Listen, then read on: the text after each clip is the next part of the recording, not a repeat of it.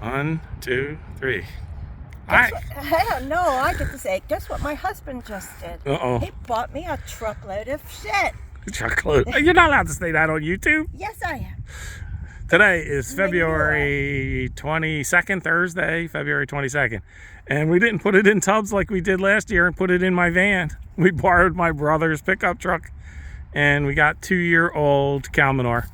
And these cows were fed from hay that grows in the fields right behind us. So we know that the hay was not treated at all. So we got, that's about 1.5 buckets on the loader.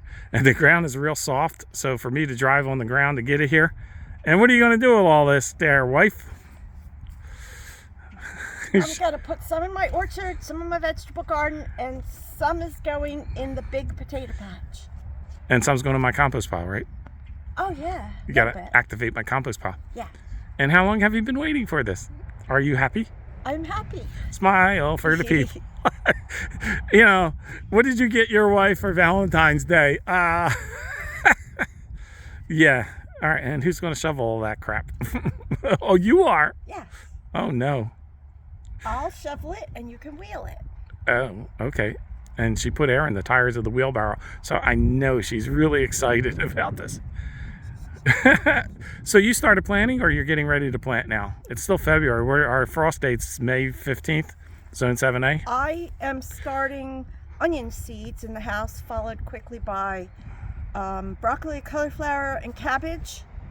And I'm going to plant carrots and spinach, probably, and beets out in about 30 days. About 30 days. In the ground. In the ground. So we like to get the dirt, the cow stuff, and mix it in with our soil and get it all acclimated, you know, before we plant. Okay. Now this cow manure has been aged, so we can use this directly. If you get fresh cow manure, don't put it right in your gardens. You'll burn everything. Okay. So this stuff is aged for 2 years at least. And we have an option of cow manure or horse manure, but the cow manure is, they say it's a little better, but the horse manure did great for us too. The cow manure has less weed seeds in it. That's because cows have 4 stomachs. 4 stomachs instead Horses of only have 3. 3 for a horse. Poor horsies. Oh, we went when I had to go through. This was out actually in the pendant area. All the horses had to come over and see what the heck we were doing, and they had to sniff the cow manure as we were loading. I should have had the video out during that. That was a riot. And yeah, they were like, "What are you guys doing in here?" Like, yeah, well, we're just getting a load. Don't worry about it. So, do you want to show people what you're doing with the blueberries, or are you too hungry? You got to go in for lunch. All right, I'm going to press pause, and then we're going to go over to the blueberries. All right, we're over in the orchard area now, and Teresa's going to show you how she pruned our trees. Our trees went in the ground last year, right? Yes. Yes. So this first one is a peach tree. There's a peach tree here, and there's another one over there, and my husband swears I killed them because I cut them back so hard. No, I did not say you killed them, but these guys were short. They were like this tall. They were sticks. Yeah, they were bare root sticks, one stick going up, and they grew over my head, and I'm 6 feet tall, and they branched all out, and the trunk got thick, so thick that she had to replace the collar on the bottom already because it was going to, what do you call it? Bridle it? Girdle it? Girdle. So this guy, show me some of the buds. Where are they? There's still some flower buds here and there. Sorry, it's not focusing on it. These are flower buds here. It's not focusing. All right, so there's a flower bud. And then where's the fruit buds? I mean, so that's a flower bud. Yeah, so that's a fruit. Yeah, there's a leaf bud here. This whole branch is leaf bud. So there's a number of videos on how to prune your trees. These are, what are they, semi-dwarfs? Yeah. So they're not going to get super tall. And we have to keep pruning them to be sure that they don't get right super tall. Right. And then we got to, if any of the suckers from the main tree come off, then we got to kill the suckers down there. And so you can see how she's pruned them back, and we're keeping the middle open and airy and trying to make the branches go out and trying to get main, like this branch here, she chopped it off to hopefully thicken this up so that it'll hold the fruit without dropping it. And I hope this tree, it's in the best spot in the orchard, gives us fruit this year. All right, we're gonna go down and show you all the way in the corner the blueberries and what we decided to do with our blueberries. Garlic. She's got garlic. She's got some cabbage, and some garlic. She's got stuff coming in here already. Sorry, we're walking and talking. But to help our blueberries over the winter, we took boxes and filled them with wood chips, and then we insulated around the blueberries. Okay, and the blueberries here are in the low corner. That's the ditch right there. All the water comes this way, so we decided to put them in tubs so they wouldn't drown. But now we're deciding, because it got cold, we had to insulate them a little bit. So now we're changing our minds. And what are we going to do, hon?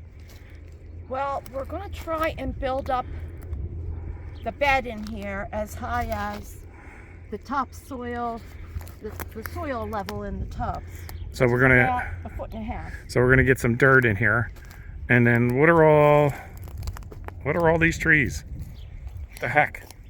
All these trees my husband cut this morning, because we cut a tree down 2 years ago and we had all these limbs, and many of them are very straight, and we decided to build a log fence to support the soil as we put it in. Instead of going out and buying like 4x4s and 8x8s, look at that. That's a 8x8 right there.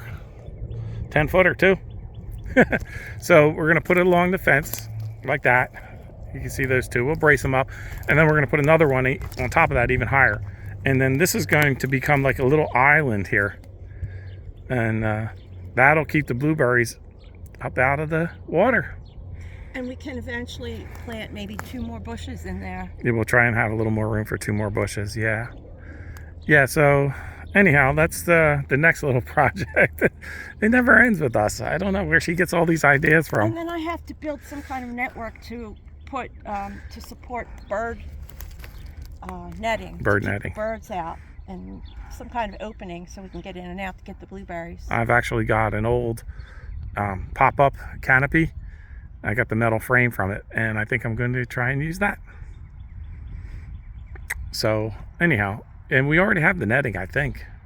So yes. we've got a scrounged pop-up frame from a pop-up canopy, and we've already got the netting. So hopefully we don't have to buy anything.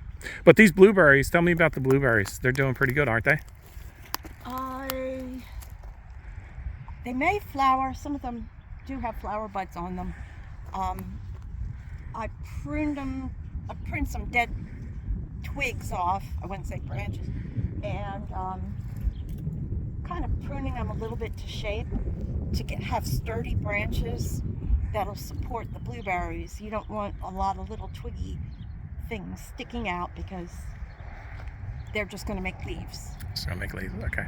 So we're hoping to have, this is only our second spring really, but we're hoping to have a few peaches from that first tree and maybe some blueberries. Maybe these guys wanted to flower at the end of last year. Yeah, one of them had berries. This one had berries at the end of last year, right before it started freezing.